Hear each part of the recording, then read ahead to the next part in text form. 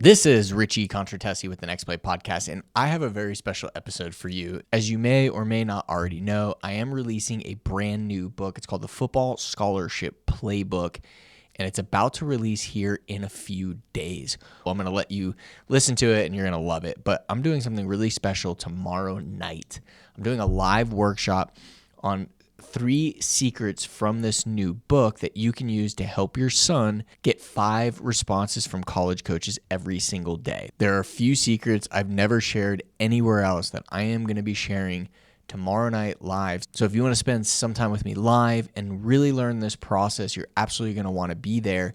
And I'm going to have something very special for the release of this book that you will not be able to get anywhere else. And I'm only doing this live one time. So I'd love to have you there. If you're the parent of a high school football player who wants to play college football, you're going to want to be at this live training. And you can access it by going to gonextplay.com/free-training.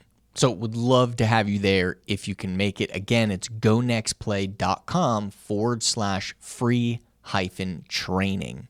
Now, the episode I have for you today is a little different than any other episode I had before because what I did is I actually shared the entire playbook, the Football Scholarship Playbook, the book being released, with this really cool software, and it created this podcast that walks through the training and the materials from this book. So it's really cool. I was blown away at how good the podcast actually was, and so I thought it was good enough that I wanted to share with you because I thought it was just as valuable as me even talking about the book, probably even more valuable. So I hope you enjoy the episode. And again, if you're the parent of a high school football player, you're absolutely going to want to be at this live training. And I'd love to meet you in person and be able to answer your specific questions about your son. So enjoy the podcast, and I'll see you at the live training. Imagine those stadium lights, right? The crowd noise.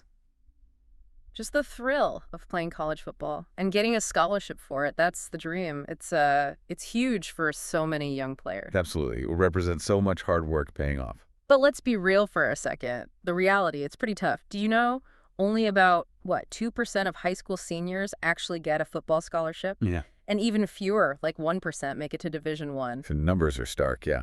A tiny fraction. It's like finding a needle in a haystack, isn't it? It really is. And that's exactly what we're diving into today. We're looking at the Football Scholarship Playbook by Richie Contratesi. Ah, the underdog story. The 5'7", 150-pound guy who got an SEC scholarship. That's him. And his playbook, it's not just about football. It's really about a strategic, almost business-like way to go after a huge goal. So our mission today: uncover some surprising facts, some really practical steps from his book to help you get, properly informed about this whole recruiting maze. Okay, let's start with that big myth, the one you hear all the time. If you're good enough, they'll find you. So many players, so many families kind of cling to that. Yeah, that's probably the biggest one, the idea that talent is enough. But Rishi says for most players, that's just not how it works. Exactly. Look at the sheer numbers. Over 1 million high school players. Yeah. And the ranked ones. Maybe 2,000 total, 3, 4, 5 stars. Yeah. That's less than 0.2%. Wow. Less than 0.2. Yeah. And college staffs, they're small. They're trying to sift through tens of thousands of players. They can't possibly just find everyone. Richie himself learned this the hard way, spending time, money on recruiting services, camps, only to find coaches weren't really looking at unranked kids through those channels. It was, like he says, a giant waste of time and money early on. So if you can't just wait to be found, what's the shift? What's Richie's big idea? This kind of blew my mind a bit. It's a fundamental shift in thinking. He says you need to stop seeing yourself only as an athlete. Okay. And start thinking like a confident businessman. A businessman? How does that work? He uses this great analogy. Your game, your skills, that's the product. College coaches, they're the customers. Right. Think of a baker, right? Makes amazing bread, great product. But if he doesn't market it, nobody buys it. Same idea. Talent alone isn't enough. So what's missing? 2 other pillars, according to Richie. You need the product, your skills, but you also need marketing getting seen. And sales, turning that interest into actual offers. Product, marketing, sales. Okay. Most athletes just focus on the product, right? They miss 2/3 of the equation. That makes a ton of sense. And it's not just about getting the scholarship, is it? He talks about developing these, business skills. Exactly. Confident communication, how to follow up strategically, telling your story effectively.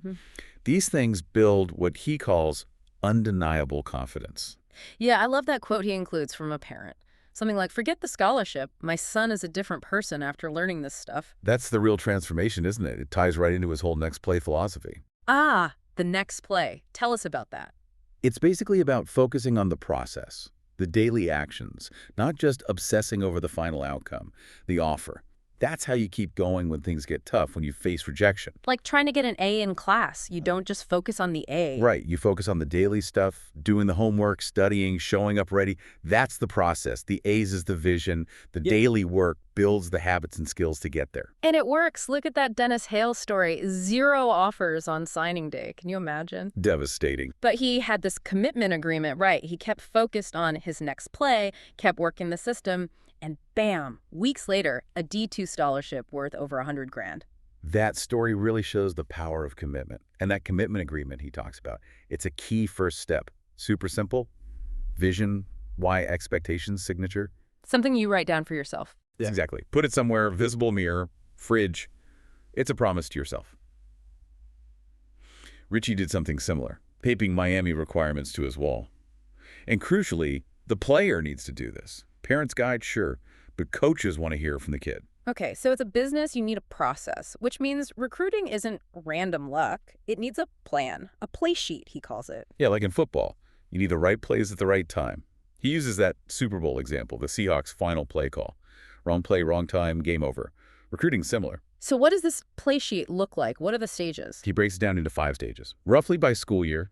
Middle school is just early exposure, social media basics. Freshman year, that's first impressions. Get film evaluated, make a highlight tape, build your big board, your target list, maybe 60 schools. Start filling out questionnaires, contacting coaches. Okay, that early. Yeah. Sophomore year is the visibility phase, more outreach, new tapes, trying to get visits. Junior year is the offer phase, really pushing communication, asking key questions, getting on the phone. Senior year, that's decision time, maybe adjusting expectations, making the final choice. Each stage builds, needing a bit more time each week. And the big question everyone asks, when is it too early or too late to start? Richie's answer, never too early. And that Travis Grayson story proves it's never too late either. Starting senior year, 0 offers, commit to the playbook, gets a scholarship in 5 weeks. It can be done. That's incredible. And here's something that might surprise you. The transfer portal. Everyone thinks it killed high school recruiting, right? Yeah, seems like it. But Richie says it actually increased opportunities for high schoolers by about 33%. Created over 4,000 new spots. No way, really? Yeah. Also, a quick myth bust for parents of younger players. Coaches can't call underclassmen before junior year, but players, you can absolutely reach out to them anytime. Big difference. Good to know. Okay, let's dig into the marketing machine. First tool, the highlight tape. You said it's a first impression, and coaches might only watch, what, 5 or 6 plays? Literally seconds. Richie learned that coaches bail quick if they're not hooked.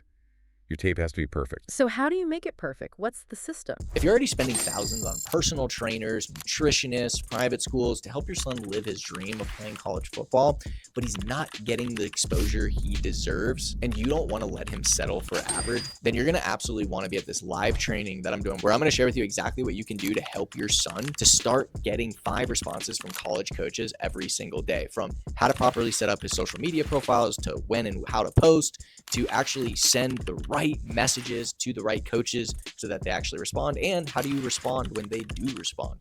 So you don't have to spend thousands of hours trying to figure it out because you probably don't have the time, and so that you have everything you need to help your son be successful. So you're absolutely going to want to leave there. I'll leave a link below where you can register. Look forward to seeing you there. It's a 4-step process he lays out. 1, info slide.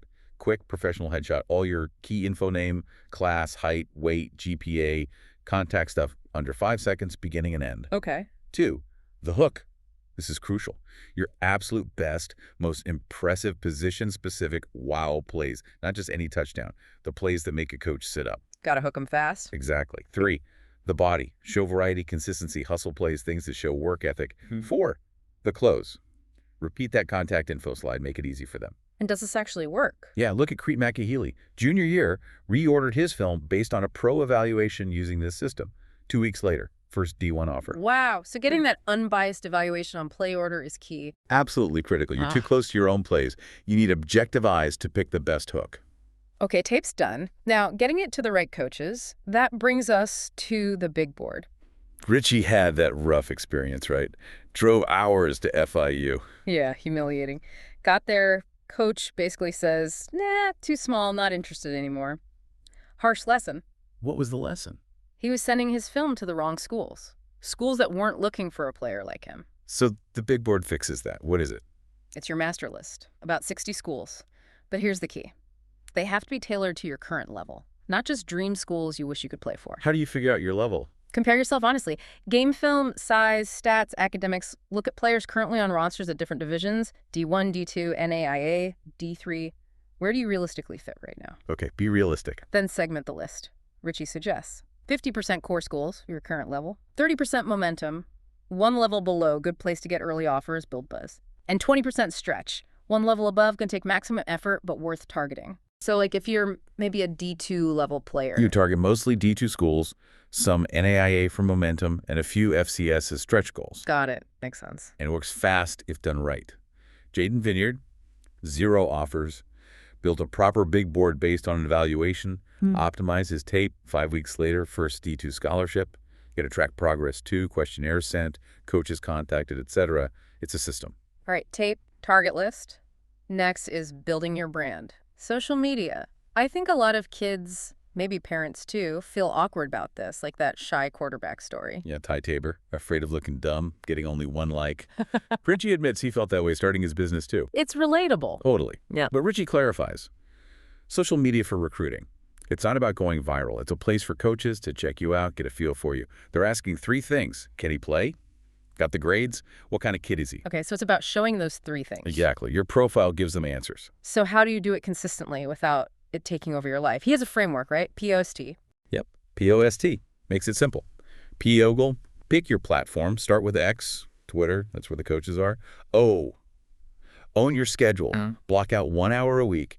Create and schedule 7 posts for the whole week. 1 hour for the week. S, schedule your posts. What do you share?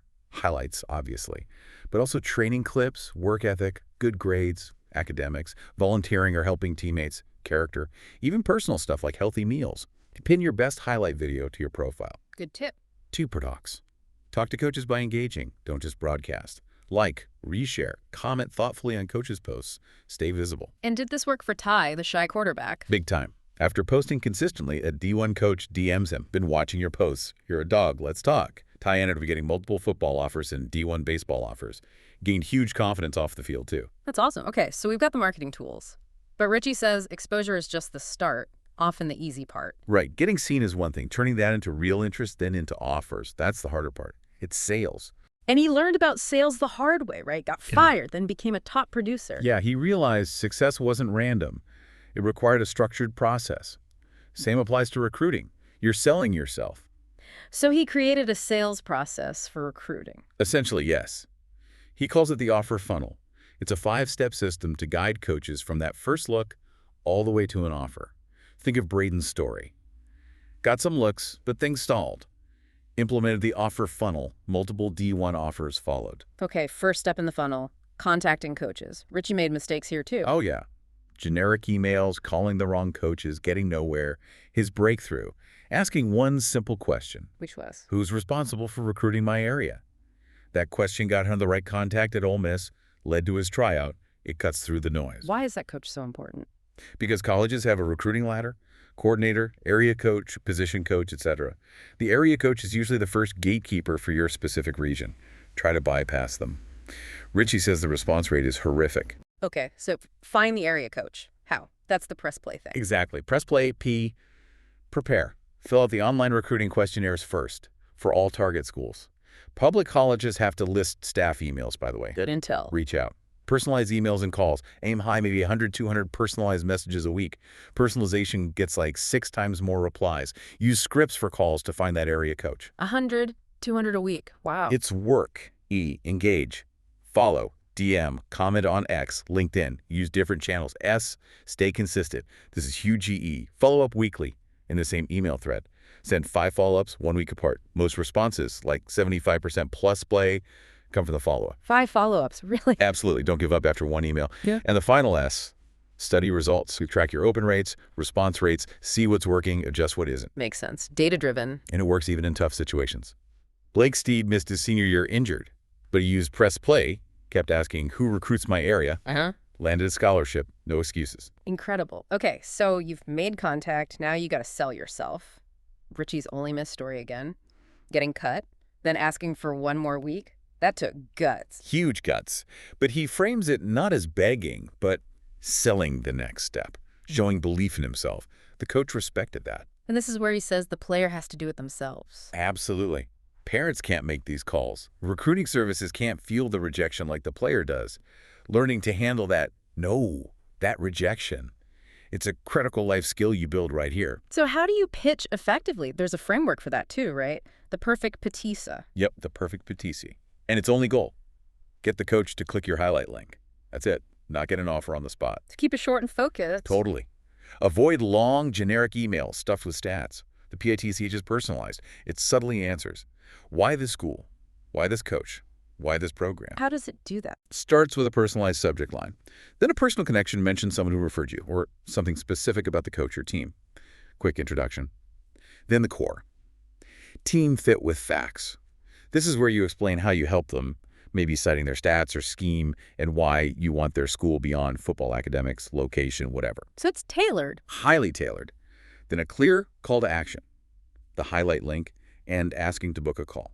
And a PS mentioning you did the questionnaire and maybe your GPA if it's strong. Sounds effective. Keegan Setliff's story proves it. 6-man football, small town, 5'9", torn MCL. He rewrote his pitch 4 times in one season as his situation changed. Landed a D2 offer. Your pitch evolves. It's never final. Okay. Pitch works. Coach is interested. Watches the film. Now the phone call to sell the visit. This isn't just talking at them. No, right? it's about asking the right questions. Yeah. Leading the conversation. That's the W-win framework. Why? W want. Ask. What qualities do you look for in a December? Your position. I. Issue. Ask. What challenges are you trying to solve on the team right now? Any forage. Next play. Ask.